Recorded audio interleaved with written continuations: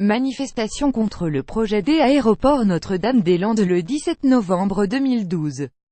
Fabrice Lelès NER20MINUTES initié en 1965, le projet d'aéroport de Notre-Dame-des-Landes a cristallisé au fur et à mesure des années une forte opposition. Le rapport remis ce mercredi doit permettre au gouvernement d'examiner tous les points de vue.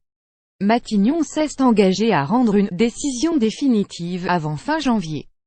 C'est ce mercredi, vers 11 h, que les 3 médiateurs nommés en juin pour démêler l'épineux dossier de Notre-Dame-des-Landes remettront leur rapport au gouvernement. Une étape très attendue puisque ce dernier a promis de prendre, enfin, une décision définitive, les prochaines semaines. Comment en est-on arrivé là? Retour en arrière, 1965. Le préfet de Loire-Atlantique lance la recherche d'un nouveau site aéronautique pour les régions Bretagne et Pays de la Loire. 1967. La commune de Notre-Dame-des-Landes est jugée la plus intéressante par le service technique des bases aériennes. 1974. Une zone d'aménagement différé ZAD de 1225 hectares est créée par l'État, gelant toute urbanisation et entraînant pendant 20 ans la préemption progressive des terres par le Conseil général. 10 février 2008. Le nouvel aéroport est déclaré d'utilité publique à l'issue d'une enquête publique contestée. Son ouverture officielle est fixée à 2017. Des militants anti-aéroport sur la ZAD de Notre-Dame-des-Landes.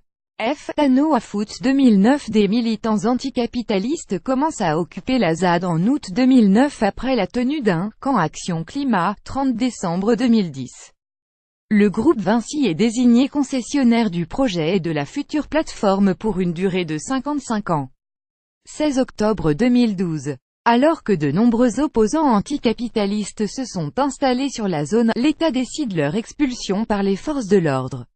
C'est l'opération César. Les affrontements dureront un mois.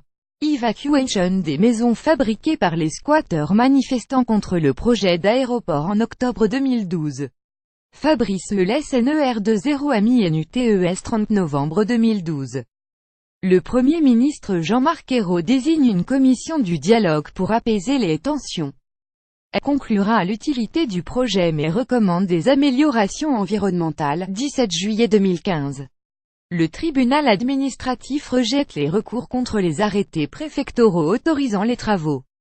Prenant acte de la décision, l'État annonce quelques semaines plus tard la reprise des travaux en 2016.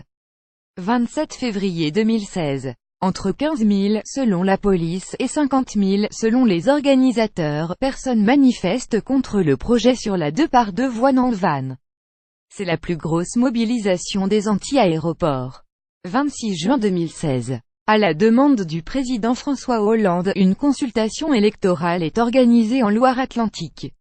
Le oui au transfert de l'aéroport à Notre-Dame-des-Landes l'emporte à 55% des voix. Le gouvernement promet que les travaux débuteront à l'automne suivant. Les électeurs de Loire-Atlantique ont dit « oui » au projet d'aéroport de Notre-Dame-des-Landes. Brenon 20 minutes 1er juin 2017. 3 médiateurs sont nommés par le gouvernement d'Édouard Philippe. Leur rapport, appuyé d'expertise, doit être remis en décembre 2017. 10 février 2018. Si les travaux n'ont pas démarré, la déclaration d'utilité publique du projet sera considérée caduque. Sauf si cette DUP est prolongée par l'État avant.